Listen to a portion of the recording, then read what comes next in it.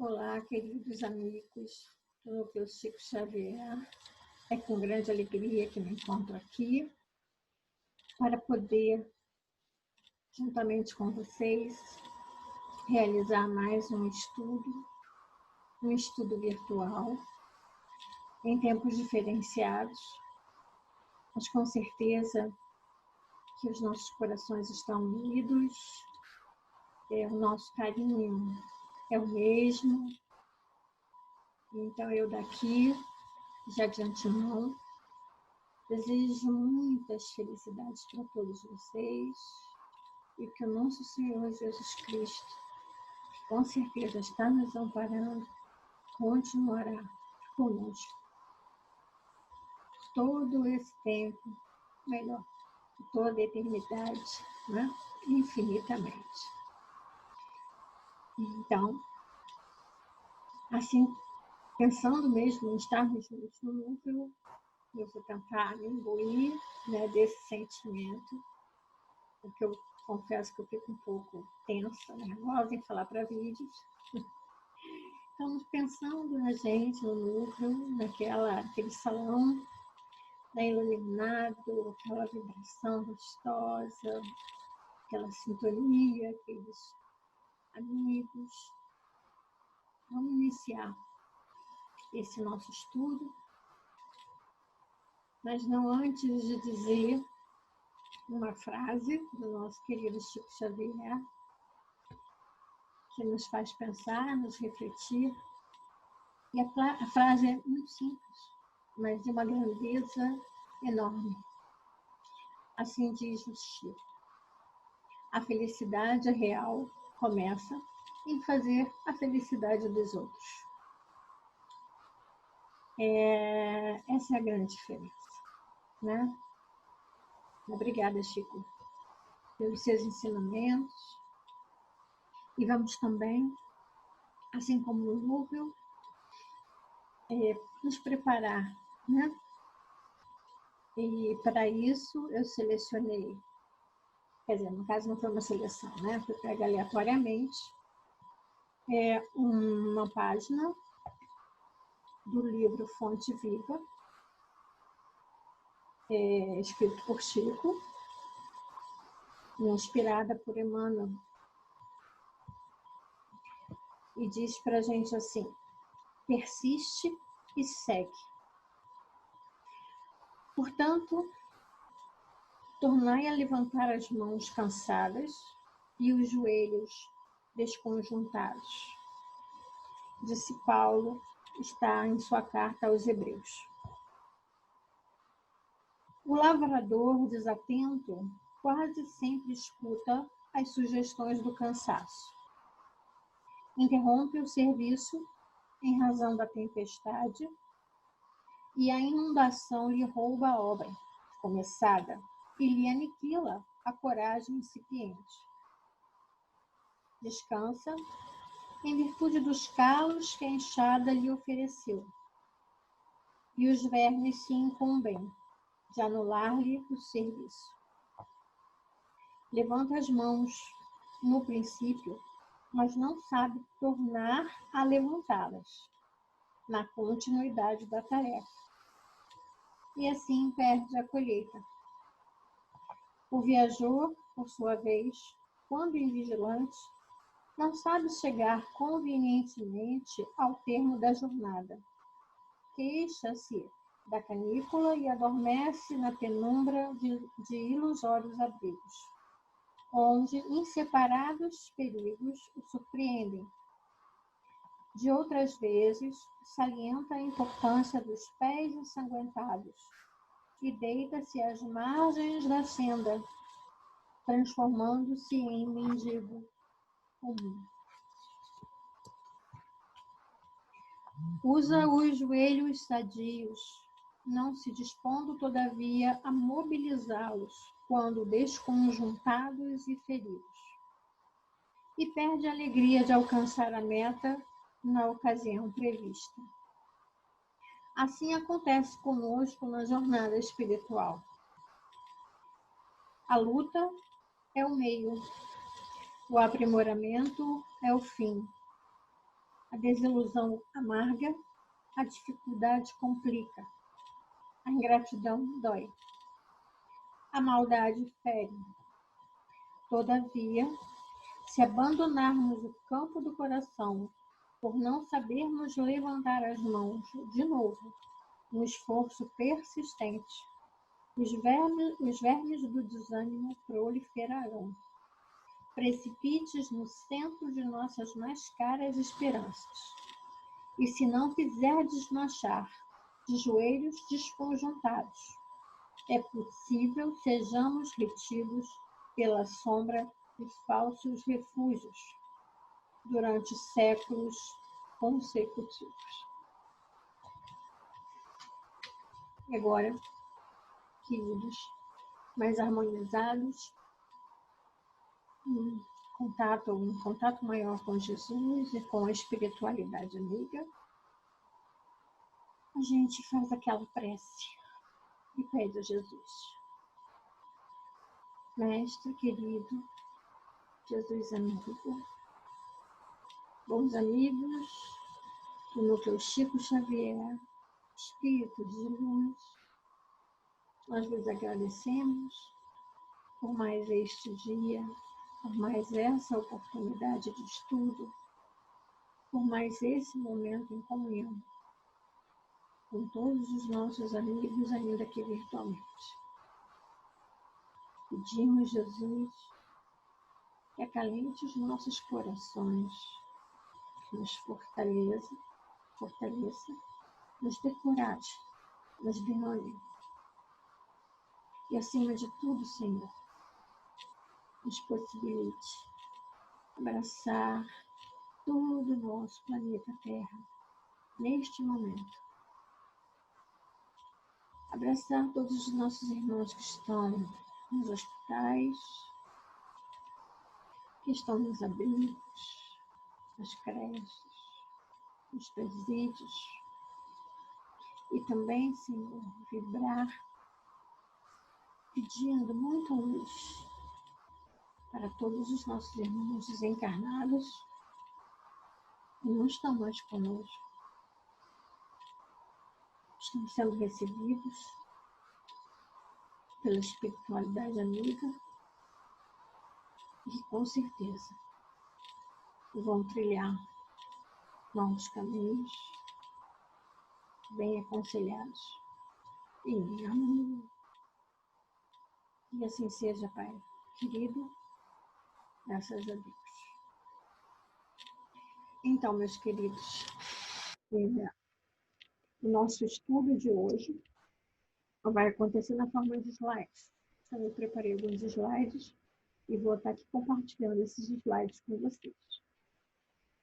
Um instantinho, por favor.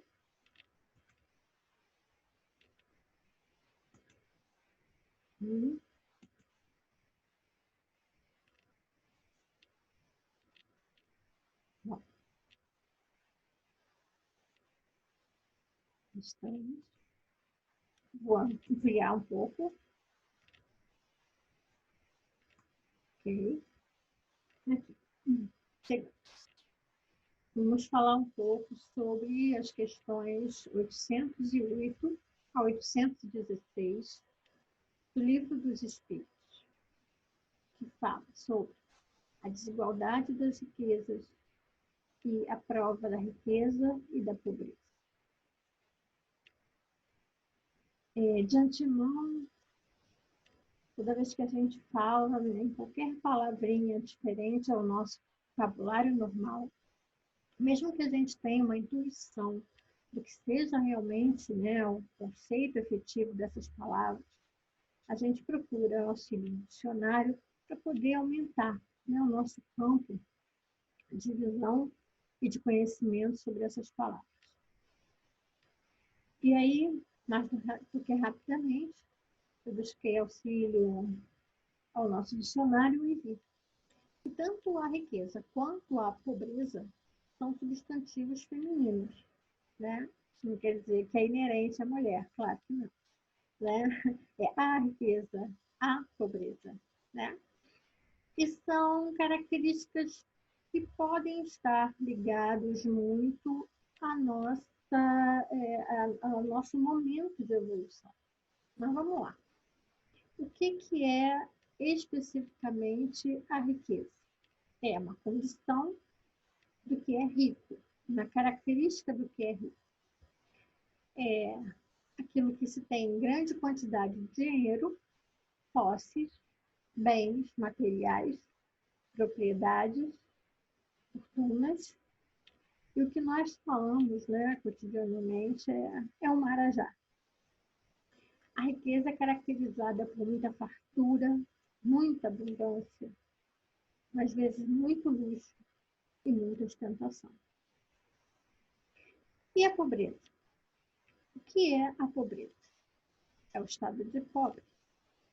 É um estado em que falta muita coisa.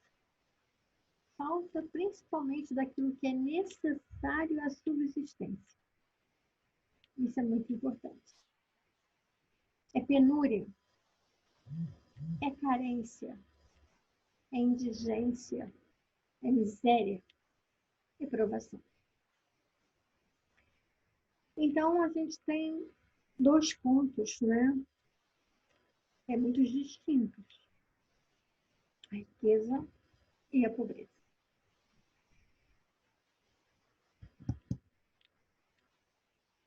Antes de iniciar, né, efetivamente, a questão 808, eu coloquei alguns pontos importantes para a gente pensar, né? Por que a riqueza e a pobreza são provas? Sabemos que são provas, estão ligadas à nossa encarnação momentaneamente, à encarnação que vivemos, e que muitos vêm com a prova da riqueza e outros vêm com a prova da pobreza. Sabemos que muitas vezes nós pedimos, né, por essas provas, para que possamos nos corrigir, para que possamos melhorar, para que a nossa encarnação seja efetivamente uma encarnação de aproveitar, né? Seja uma forma de a gente ter a oportunidade de melhorar. Então, normalmente, em algum momento, a gente vem um pouco com essas provas. Às vezes mais, às vezes menos. Mais pobres ou mais ricos. Então, nós temos que, com a reencarnação, nós temos virtudes, né, que temos que consolidar, e temos defeitos que temos que corrigir.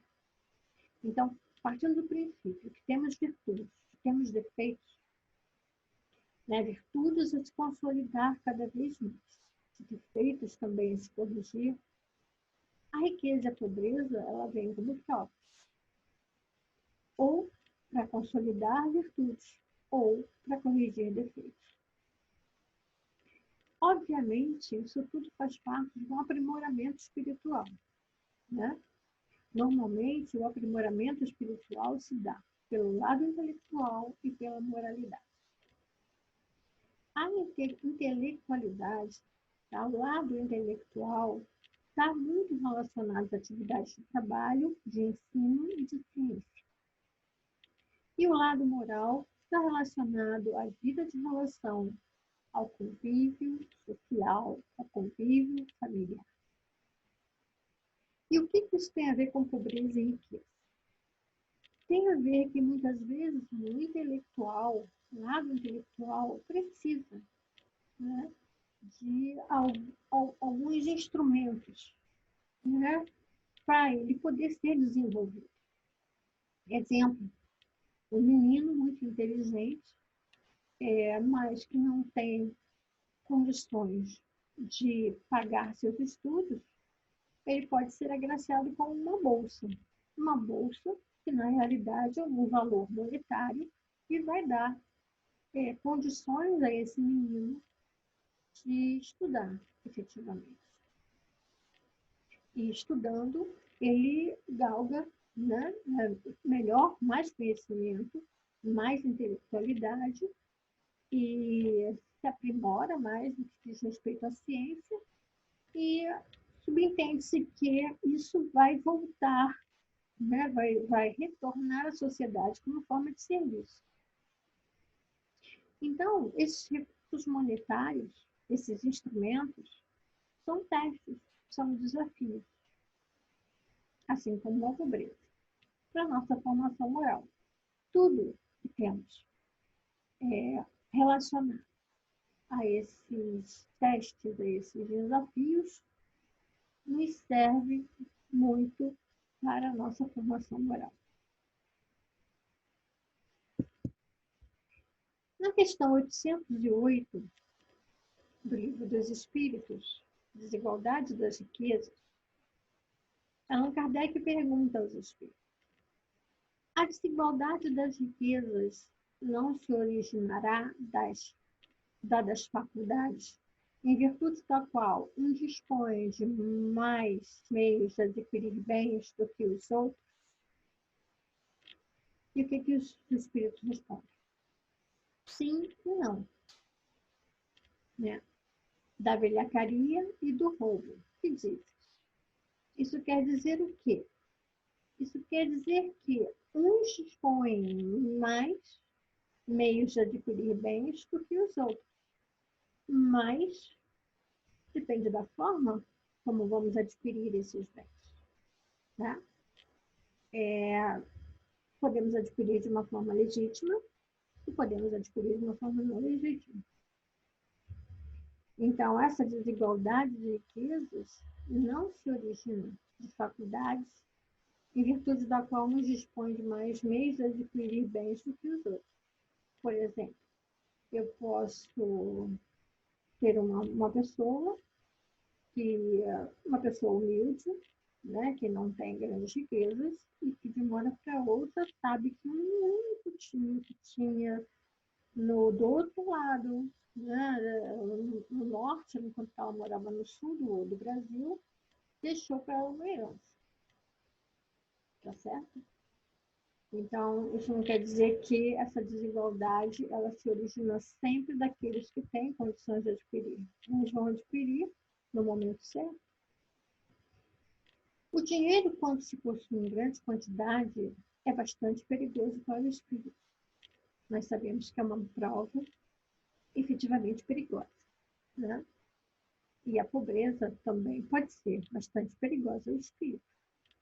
Porque vamos partir do princípio que quando se tem o poder, quando se tem o dinheiro, quando se tem a riqueza, muitas coisas estão envolvidas.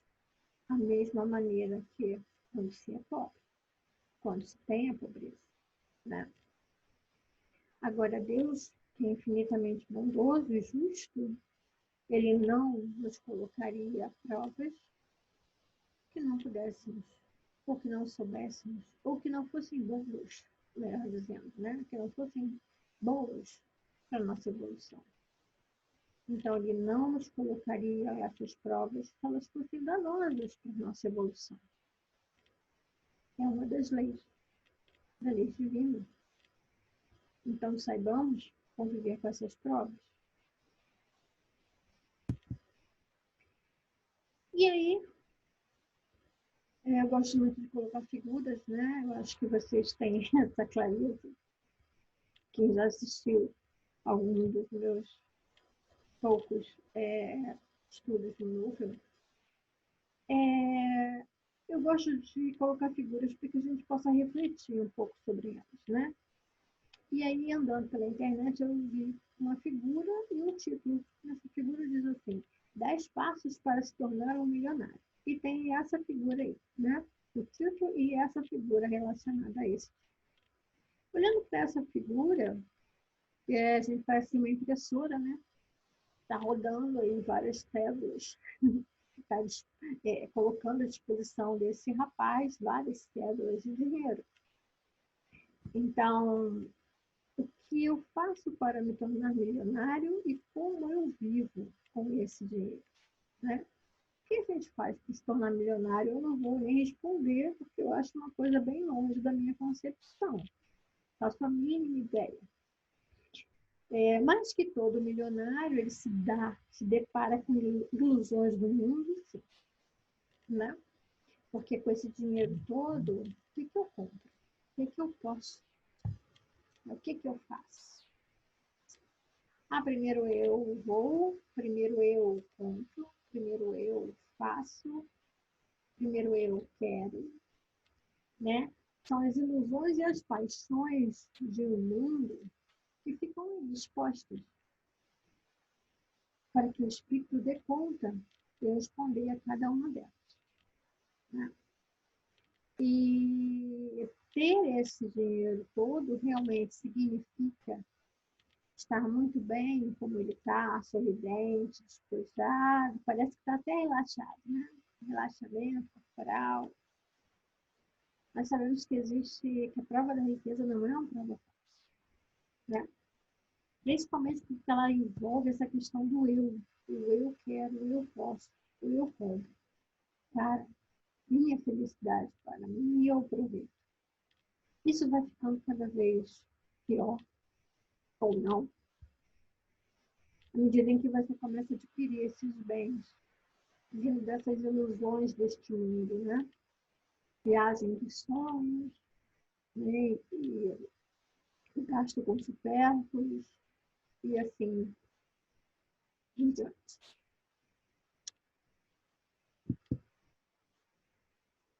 Só que a gente também vai ver que, fora aquela imagem que o dinheiro sai espontaneamente, né, através de uma impressora, assim, podemos dizer, a gente também tem a questão de se ganhar dinheiro ou de se ter dinheiro através de herança, né?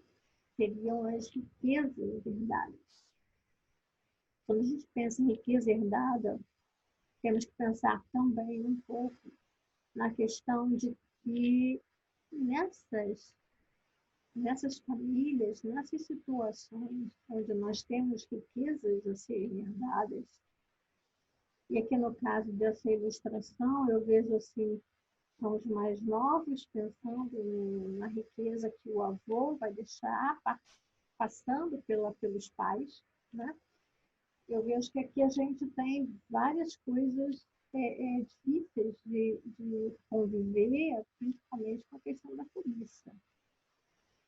Mas quando meu avô morrer, ele vai deixar para mim aquele sítio, aquela casa no campo, aquele apartamento em Miami, né? Então, a cobiça, o querer, o desejar, né? Ter desejos secretos, porque às vezes você diz que não, né? O espírito pode ser só, não, é do meu avô, né? É do meu avô, é herança dele. Mas existem, sim, vamos dizer assim, alguns pedacinhos da cabeça que fica, né, girando em torno daquela questão da riqueza quando você não está muito bem alertado para esse tipo de coisa. Então, esses desejos secretos, às vezes nós temos casos difíceis, né, até de falar da questão de assassinato, né, por conta de riqueza. Hoje a gente tem na mídia também pessoas que estão, vidas, né, que estão sendo aí expostas por guerras, né, guerras de herança. Então são uns querendo mais, outros querendo mais ainda, né? E aí isso desestrutura qualquer seio familiar, desestrutura qualquer relação que se possa pensar numa relação mais harmoniosa, numa relação mais amorosa, se não estiver bem claro, né, para o espírito a condição dessa riqueza. Para que eu vou ficar rico? Por que eu vou ganhar esse dinheiro? E o que eu vou fazer com esse dinheiro? Ainda na questão 808, letra A, Kardec fala. Mas a riqueza herdada, essa não é fruto de paixões mais. E os espíritos respondem: que sabes a esse respeito? Busca a fonte de tal riqueza e verás que nem sempre ela é pura. Sabes, porventura, se não te originou de uma expoliação ou de uma injustiça?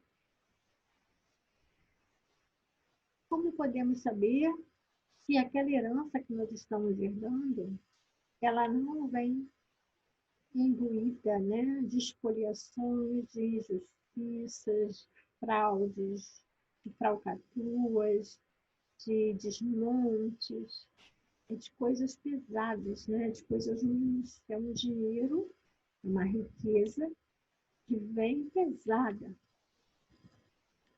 talvez de roubos, né?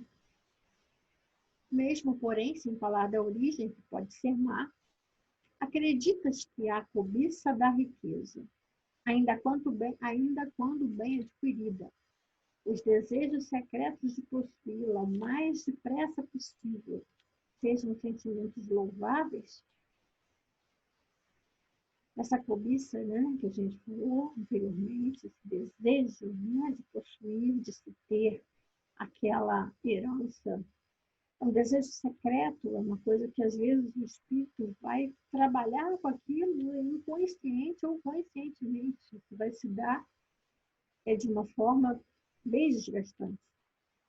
Então, o que nós podemos saber a respeito de riquezas herdadas? Né? E aí eu pego essa outra ilustração e peço que vocês parem para pensar um pouco em tudo isso, já que a gente está falando de riqueza. O que essa figura me mostra, né, efetivamente? Bom, de antemão, duas pessoas brigando, né? Duas pessoas disputando algo. E se estão brigando, estão disputando, elas não estão em harmonia. Elas estão totalmente em desarmonia, elas estão totalmente fora do que nós chamamos de partilha, compartilhar com harmonia, né? Elas estão desejando, talvez, um mal uma para a outra. E essa briga toda pode ser entre irmãos, pode ser entre amigos, pode ser entre pessoas que não se conhecem efetivamente, mas não sei a história daquela pessoa, né? E essa disputa toda por um saco de dinheiro, e a gente vê um saco de dinheiro, e lá embaixo eu tenho 10 sacos, 15 sacos de dinheiro. Né? E eles estão brigando por um saco de dinheiro. Eles estão brigando por mais um saco de dinheiro que vai se amontoar, né, naqueles outros sacos que estão ali embaixo. Então, você está criando uma montanha de dinheiro para quê? Com que finalidade? Em que circunstâncias? Para que esse dinheiro todo? Para que essa briga? Né? Para que essa discórdia? Essa situação ela não é uma situação incomum. Se a gente for parar para pensar nessas questões que envolvem a disputa pela riqueza. E é o tipo de situação que não traz ao espírito que vem com essa prova nenhum tipo de educação, né? Isso não é uma formação moral desejável dentro das leis de Deus, dentro daquilo que nos aproxima de Deus. Isso é ganância, isso é briga, isso é discórdia, isso é falta de paixão, falta de amor, né? Então, vocês podem aí estar vendo outras coisas que eu não estou vendo agora. Mas acho interessante a gente pensar um pouco nisso. E essa outra figura, que eu acho lindíssima, lindíssima, lindíssima. Um dia tudo isso será seu. E o que é isso? O que é isso? Na realidade, são hamsters, né? São aqueles ratinhos E ele está mostrando para o menor, provavelmente ao filho, ou alguém que ele cuida, né, por ele ser mais velho, tudo que ele tem como se fosse a casa dele, né? Ele tem, o hamster vive onde come. Normalmente ele vive dentro de uma gaiolazinha, onde tem esse brinquedo de girar, né? Onde tem a vasilhazinha onde tem a sua comida e tem um lugarzinho que ele bebe água. Então, o que é isso? E essa herança, ela é diferente? Essa herança, ela não é mais caprichosa, não é mais bonita, ela não é mais ela é amorosa, né? Ela envolve, né? Ela nos dá segurança. Eu estou te dando, estou deixando para você uma casa onde você vai morar. Um lugar onde você vai poder estar compartilhando, vivendo em tranquilidade. É um exemplo muito meu. Eu sempre escutei desde pequena minha mãe dizer que ela queria, porque queria juntar dinheiro para deixar uma casa para as filhas. Que ela só ia, né, desencarnar feliz se ela deixasse uma casa para os filhos. E ela tanto fez, ela tanto fez, ela tanto fez que ela conseguiu. E hoje eu ouço ela dizer muitas vezes, graças a Deus, Senhor, eu tenho minha casa, eu vou poder deixar a casa para os meus filhos. Vai ser uma herança diferente da herança monetária, né? A herança do dinheiro, especificamente do valor do dinheiro, que você junta e não tem finalidade para isso. Então, eu gosto muito dessa conta, gosto muito desse exemplo. Na questão 809, a pergunta é: aos que mais tarde herdam uma riqueza inicialmente mal adquirida, alguma responsabilidade para esse fato, cabe por esse fato, né? Se eu ganhei uma herança de um tio, né? Eu não sei até que ponto ele trabalhou para aquilo, mas eu ganhei a herança. E aí? E os espíritos respondem: é fora de dúvida que não são responsáveis pelo mal que outros hajam feito. Sobretudo, se ignoram como é possível que aconteça. Eu não sei. Muitas vezes você pode ignorar, outras vezes não, né? Mas fica sabendo que muitas vezes a riqueza só vem ter as mãos de um homem para lhe proporcionar ensejo de reparar uma injustiça. Feliz aqueles que assim o compreendem. Então, por que eu tenho dinheiro? Por que eu sou rico? Por que eu recebi essa herança? E para quê? Em que eu devo depositar esse dinheiro ou fazer esse dinheiro gerar serviços e benefícios para outras pessoas? Muitas vezes, né, essa prova da riqueza pode vir sim atribuída a alguém que numa reencarnação passada teve muito dinheiro, não soube partilhar seu dinheiro e, por conta disso, pediu para voltar com dinheiro para partilhar. Né? Então, se a gente compreende qual é a finalidade do dinheiro, da herança que a gente tem, né, se a gente entende que esse dinheiro ele tem um propósito muito maior do que me satisfazer minhas paixões, minha cobiça, né? Minhas vontades, com certeza eu vou estar prolongando, pensando em algo melhor para minha evolução. Se a fizer em nome daquele que cometeu a injustiça, a ambos será a reparação levar em conta. Ótimo. Porquanto não raro é este último quem aprovou. Isso quer dizer que, se eu não pensar nisso, provavelmente eu estarei repetindo essa injustiça, né? Então, é muito bom a gente pensar em que a riqueza está me proporcionando. O que esse dinheiro está me proporcionando? Óbvio, né, que ele é necessário, como eu falei anteriormente. Deus não coloca nada daquilo em nossas mãos se não for para a nossa evolução espiritual.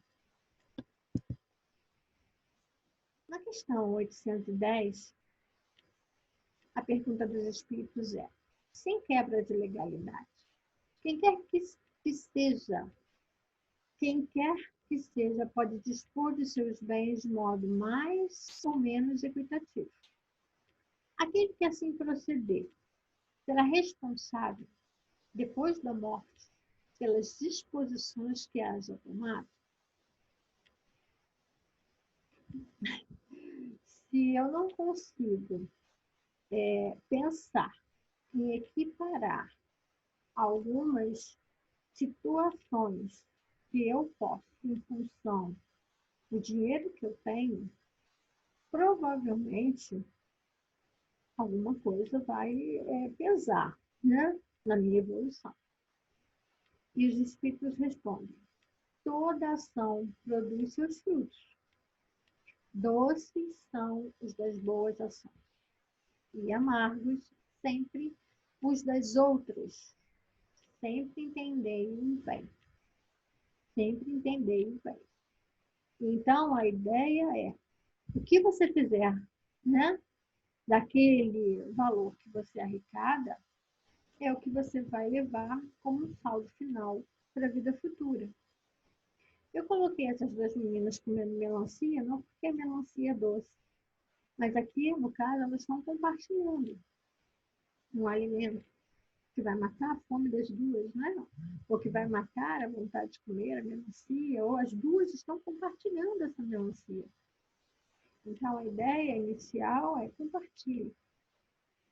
Compartilhe o bem que ele vem até as suas mãos, uma quantidade grande.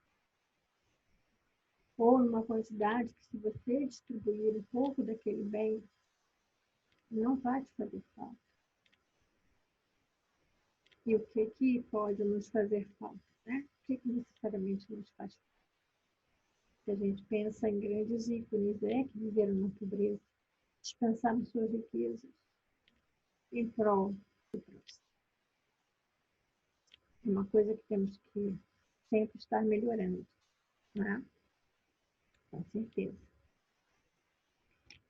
Então, pensando um pouco nisso, nessa questão, né, das riquezas, da pobreza, da ostentação, que a gente vai partir para esse outro slide. Vamos falar sobre ele.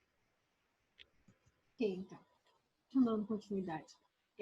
A questão, então, da riqueza, né? Com a riqueza, muitas vezes, a gente esquece de olhar o próximo, esquece de olhar o outro. A gente para, né? A riqueza faz com que a pessoa, às vezes, se fique cega para algumas situações. Situações essas que são, assim, vista de um outro ângulo ou por outras pessoas se tornam gritantes. É o caso dessa imagem, né? Esse suposto jornalista, né, fazer uma entrevista com essa senhora, mas ele tem o seu guarda-chuva, ele se protege. Então, ele está protegido do mau tempo, da chuva, né? Então, para ele, esse guarda-chuva é uma ostentação.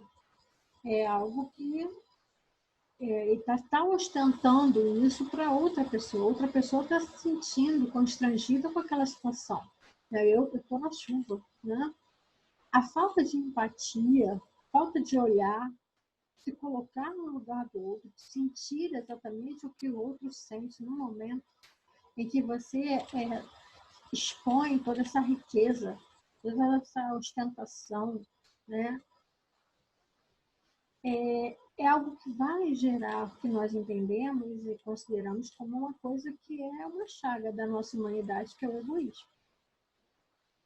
Então, entendendo, né, que essa situação, que essa riqueza, ela, quando não bem administrada, quando você não percebe que nela existe um atributo, um porquê, né, relacionado com as leis divinas, quando você não entende isso tudo, você pensa só em si, você tem a questão do egoísmo vindo à tona.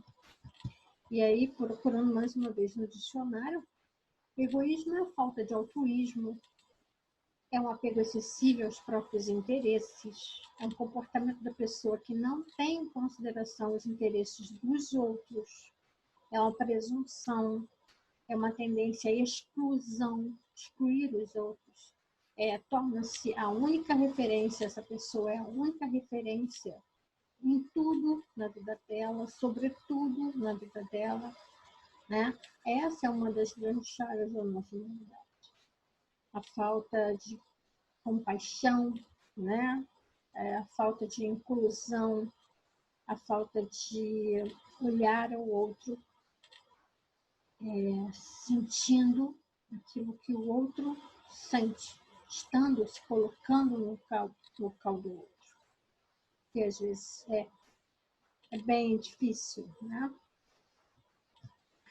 Na questão 811, os espíritos perguntam, ou melhor, Kardec pergunta, será possível e já terá existido a igualdade absoluta das riquezas, já que, né, todo mundo pode ser rico?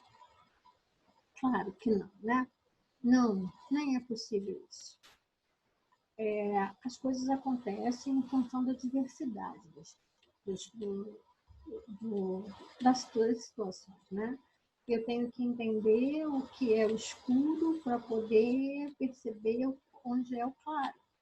E às vezes eu tenho que entender a minha posição de rico e de pobre para poder diferenciar e entender essas relações. Até porque essas relações de rico e de pobre, elas vêm em forma de evolução. Elas são atributos, instrumentos, essas provas são provas de evolução, para a evolução do espírito. Há, no entanto, homens que julgam ser esse o remédio aos males da sociedade, ou seja, a igualdade das riquezas, igualdade absoluta. O que pensas a esse respeito? E os espíritos respondem.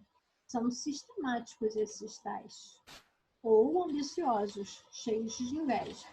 Não compreendem que a igualdade, com que sonham, seria a curto prazo desfeita pela força das coisas, né?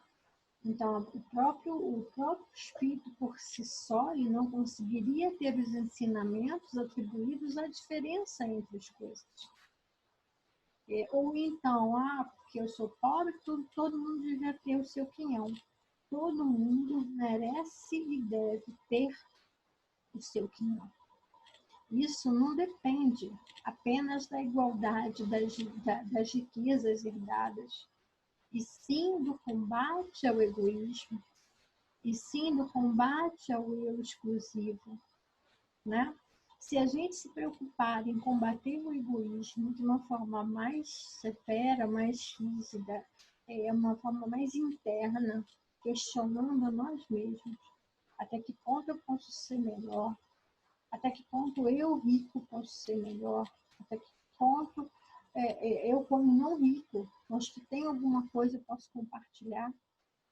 Isso sim pode, de acordo com os espíritos, isso sim, obviamente, né, de acordo com a lei de Deus, isso sim pode fazer a diferença, né? Então, é combater esse egoísmo, a chaga da sociedade.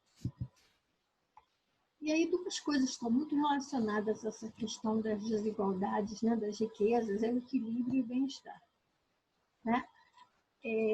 Por que não ser possível a igualdade das riquezas? O mesmo se dará com o bem-estar? Porque, por não ser possível a igualdade das riquezas, o mesmo se dará com o bem-estar? O bem-estar e a riqueza. Qual é a diferença entre essas duas coisas? Né? Isso é o que coloca para a gente o livro Os Espíritos. O Allan Kardec faz essa pergunta, é uma pergunta muito difícil, né? E é difícil de ser entendida, compreendida assim a princípio, mas muito fácil da gente entender. E ele fala, não, mas o bem-estar é relativo a todos poderiam dele gozar se entendessem convenientemente. Porque o verdadeiro bem-estar consiste em cada um entregar o seu tempo como lhe apraza e não na execução de trabalhos pelos quais nenhum gosto sente.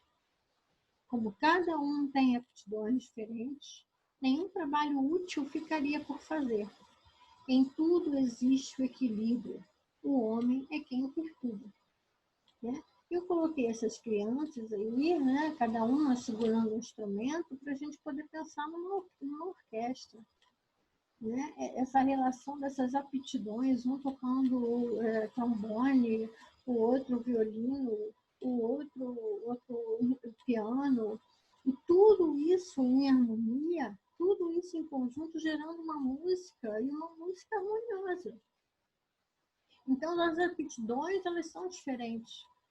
Isso não quer dizer que o rico tem que viver com o rico, o pobre com o pobre, quem é menos fica com os menos, quem é mais fica com os mais. Não, isso são trabalhos em conjunto. Né? Tudo existe no mundo para que se tenha harmonia. E se houver bem-estar, se cada um fizer aquilo que realmente precisa ser feito, está dentro da sua aptidão, a vida seria melhor. Independente até desse somatório de dinheiro que nos guardam, né? E outros não. Será possível que todos se entendam um dia? Os homens se entenderão sim, quando praticarem uma lei de justiça, que é uma das leis divinas.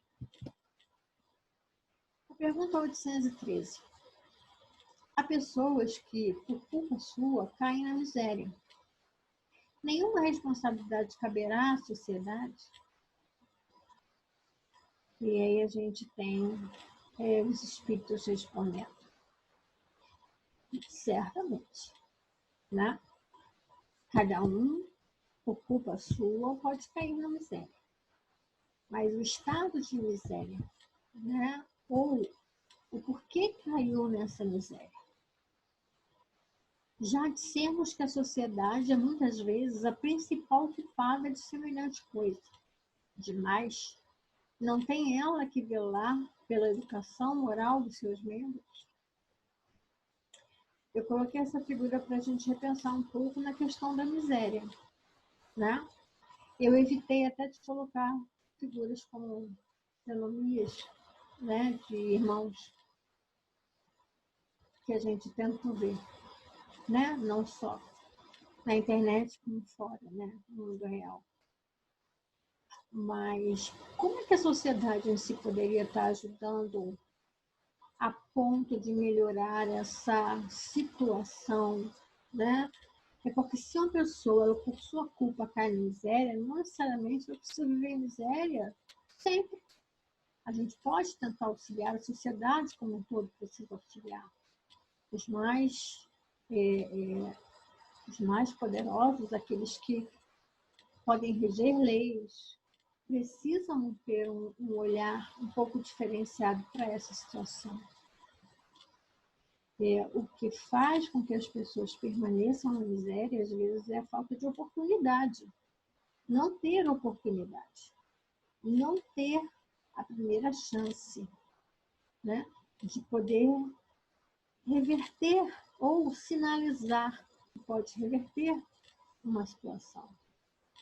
Então, essa oportunidade, essa chance, esse retorno, essa mão estendida, é o que normalmente se pode fazer em prol dos menos favorecidos.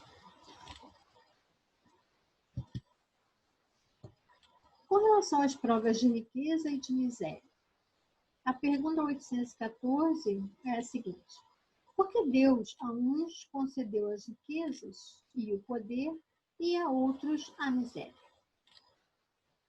Bom, nós já falamos que isso tudo está relacionado com a reencarnação, né? Para experimentá-los de modos diferentes. Sim, eu posso ser rico numa encarnação, ser pobre numa outra encarnação.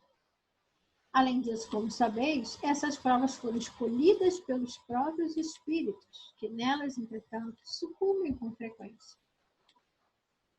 Não estamos preparados para as provas da riqueza e da pobreza. Né? Falhamos. Falha o espírito que tem dinheiro, que pode contribuir para a melhora de uma comunidade, não faz. Falha o espírito que cai em tentação, que não consegue se desvencilhar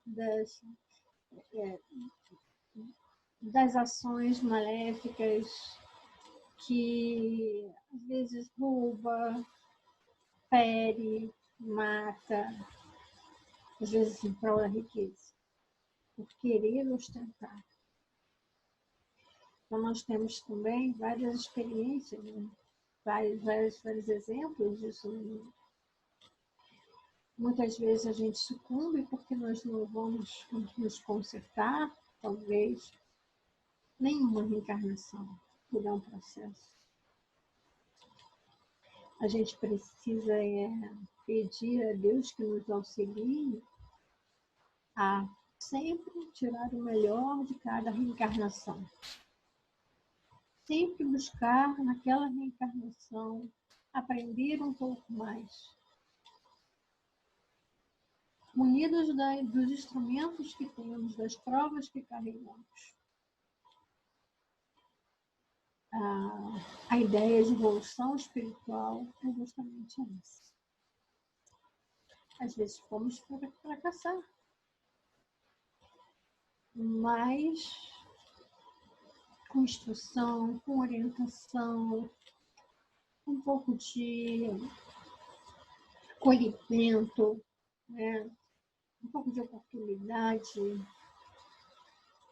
né? Um pouco mais do olhar da sociedade, um pouco mais do que é riqueza, saber o que é riqueza durante o seu estado de atual, né? do seu momento atual encarnado. A gente precisa lidar um pouco com essas contradições e saber por que vivemos com elas, buscar fazer a diferença, né? Fazer a diferença. Numa situação ruim, transformá-la numa situação menos ruim. Ostentação para mim é conseguir pagar as contas em dia. É uma coisa que a gente também pensa, né? Isso está na fala de muitas pessoas que eu conheço. Bom, a questão 815. Qual das duas provas é mais terrível para o homem? A da desgraça ou a da riqueza? E os espíritos respondem. São tanto uma quanto outra. Não há diferença. A miséria provoca as queixas contra a providência. Por que Deus, eu sou pobre? Porque eu não tenho oportunidade. Porque eu não tenho dinheiro para comprar isso. E a riqueza incita a todos os excessos. Eu não quero um carro, eu quero todos os carros. Se eu tenho um par de sapato, não estou satisfeita. Se eu preciso de 3 pares de sapato, eu quero 10, porque eu quero escolher. Esse é o excesso. Se eu quero escolher, não posso sapato que eu quero. Às vezes tem gente que não tem. Então, a pobreza, ela nos leva a pensar em situações como sentimentos como resignação e inveja. Trabalhar esses sentimentos. Enquanto que a riqueza nos faz trabalhar poder e vaidade. Algumas palavrinhas só, para a gente poder estar sinalizando aqui o que nos cabe em relação à riqueza e à pobreza. Então, não existe, né, prova pior ou menos pior. Todas as provas, seja ela da riqueza ou da pobreza, são provas que merecem com que o espírito se coloque, né, à frente das questões do individualismo para o coletivo e, às vezes, pensar que aquela situação que eu me encontro hoje e que talvez eu não possa modificar nessa reencarnação, o que eu encontro hoje na minha pobreza, o que eu posso fazer para melhorar a minha vida, a minha evolução e aqueles que estão ao meu redor. Né? A gente sabe que nas comunidades mais carentes, as pessoas são mais unidas, com certeza. E quantos mais ricos, mais distantes ficam, né, uns dos outros. Eu pensei um pouco lá do Evangelho, segundo o Espiritismo, que fala da utilidade providencial da riqueza. E as instruções, né, que eu me lembro é uma instrução do Espírito, diz assim: ao fato, porém, de a riqueza tornar difícil a jornada, não se segue que a torne impossível e não possa vir a ser um meio de salvação para o que dela sabe servir-se, como certos venenos podem restituir a saúde, se empregados a propósito e com discernimento. Então, empregando com propósito e com discernimento a riqueza, podemos fazer dessa riqueza um remédio para a cura dos nossos males, né? São alguns venenos que podem restituir a nossa saúde. Mas para isso temos que entender, né, como podemos utilizá-la. De que modo a riqueza ou pobreza pode ser utilizada em benefício à evolução do espírito. Se a riqueza é causa de muitos males, se exacerba tanto as más paixões, se provoca mesmo tantos crimes, não é ela que devemos inculpar, mas ao homem que abusa como de todo dom de Deus. Então, às vezes a gente pensa assim, a gente não deve culpar a riqueza, né? O fato de ter dinheiro. O problema é como manusear esse dinheiro. Lembra daquela figura que tinha aqueles dois homens em cima de vários sacos de dinheiro? Né? Um puxando para cá, outro puxando para lá. Né? Isso é uma forma, isso é uma má paixão. Né? Isso é uma coisa que... A quem é a culpa ali? É do dinheiro? É de uma cédula? De uma moeda? Ou dos homens? Dos homens, né, que abusam como um todo, né, de dons de Deus, de estar rico, de estar pobre, são situações que melhoram a reencarnação. Nós falamos aqui, eu acho que isso é um norte, né, do nosso estudo. Não é o homem. O nariz inclinado, né, a ostentação, né, mais uma vez o egoísmo, olhar para cima, olhar para o seu espelho, não é a riqueza que está proporcionando isso. Tem muita gente rica que são assim, exemplares, né? São pessoas que nem parecem. Agora, tem gente que é um pouquinho rico só e parece que tem mais rei na barriga do que qualquer outra coisa, né? Então, é o homem, não é o dinheiro. É o homem, é o espírito. Esse, né? Essa é a condição maior. É o nosso grande aprendizado.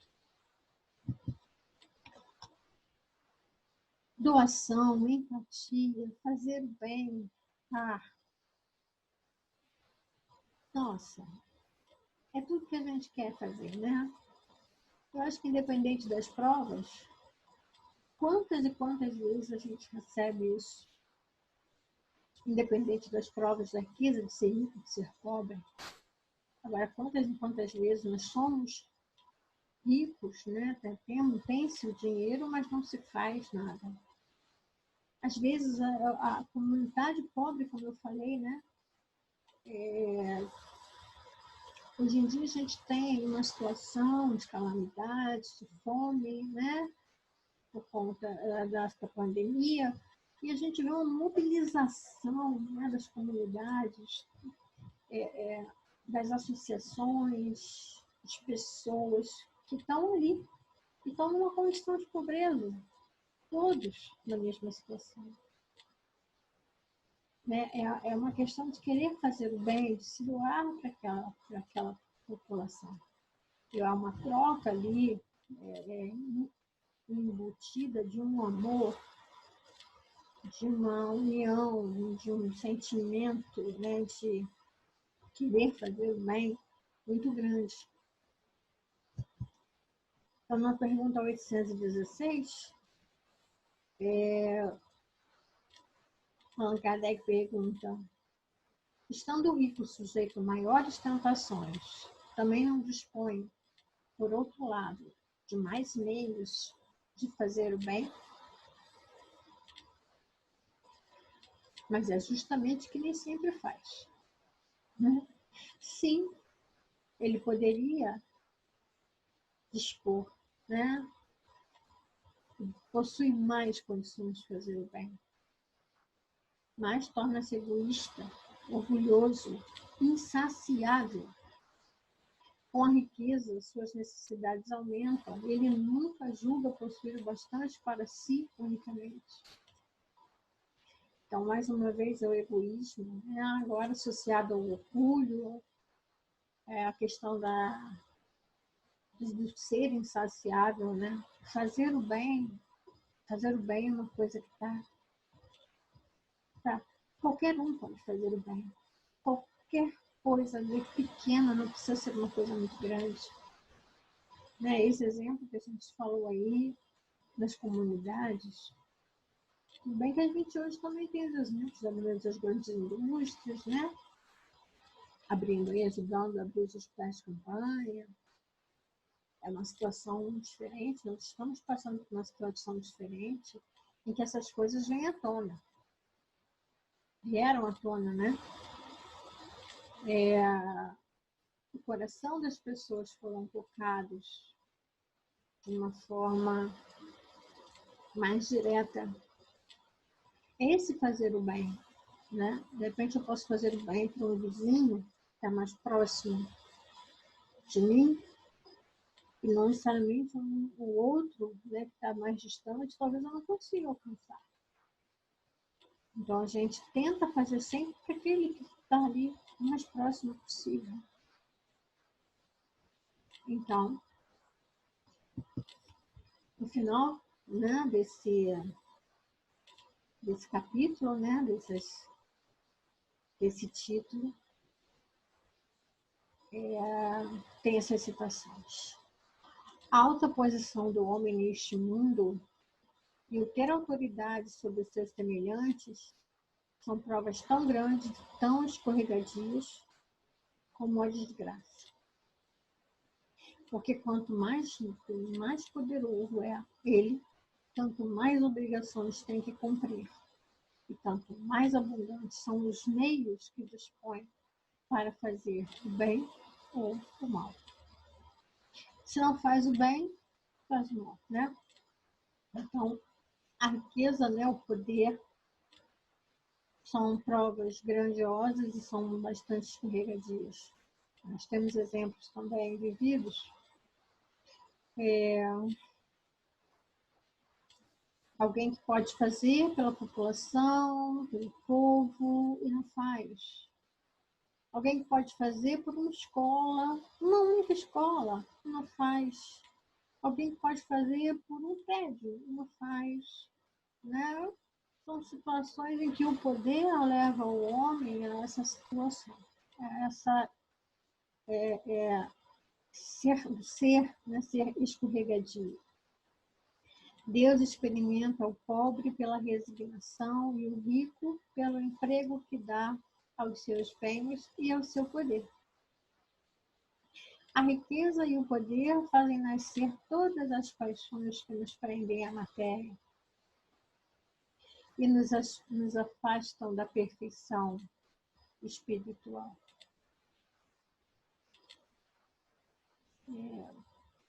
Por isso foi que Jesus disse: em verdade vos digo que mais fácil é passar um cabelo por um fundo de agulha do que entrar um rico no reino dos céus.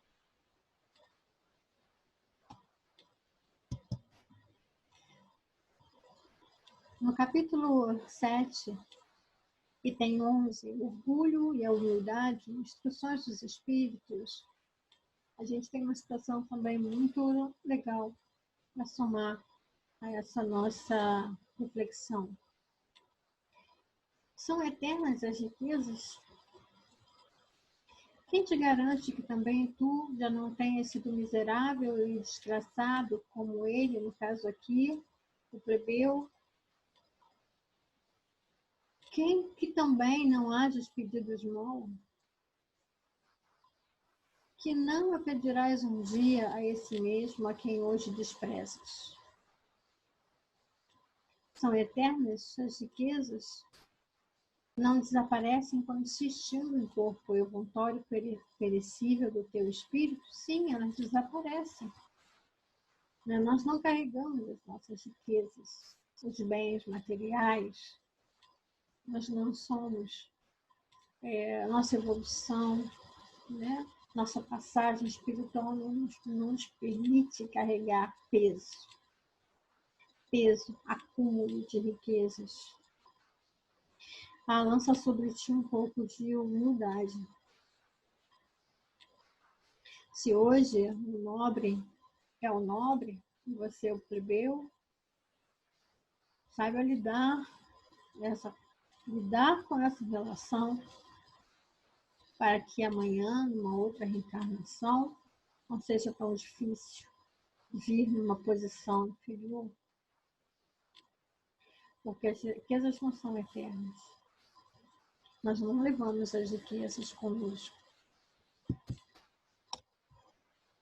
E lá, no capítulo 7 do Evangelho segundo o Espiritismo, verdadeira propriedade, instruções dos Espíritos, a gente escuta, a gente lê.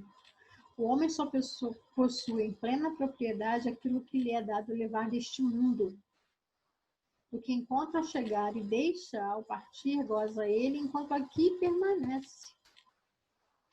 Forçado, porém, que é a abandonar tudo isso, não tem das suas riquezas a posse real, mas simplesmente o uso fruto. Então, nós não vamos levar deste mundo nenhum bem material, nenhum castelo, nenhum carro, nenhum relógio, nenhuma roupa, nenhuma bolsa, nenhum cobertor, né? Nós usamos tudo isso aqui. Isso é usufruto. O que é então o que ele possui? Nada do que é de uso do corpo, mas sim tudo é de uso da alma.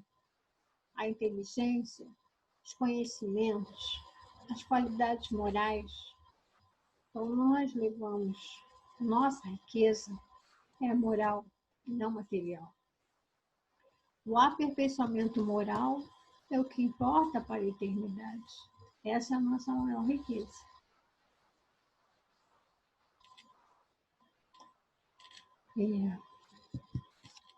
Então, meus amigos, falta momentânea de um abraço real. E lembrando que as nossas riquezas, né, elas são profundamente mais de sentimentos do que de material mesmo. A gente encerra esse nosso estudo e dando aquele abraço afetuoso em cada um de vocês. Com essa prece final, pedindo a Jesus, mais uma vez, Mestre querido, muito obrigada, agradecer sempre, sempre, sempre, por nos proporcionar ensinamentos, por nos proporcionar instruções, por nos encher, Senhor, de palavras que vão nos gerar ações e atitudes benéficas aos nossos espíritos. Que o homem, Senhor Jesus, seja capaz sempre se munir de afetos, de abraços, de comunhão, de compaixão,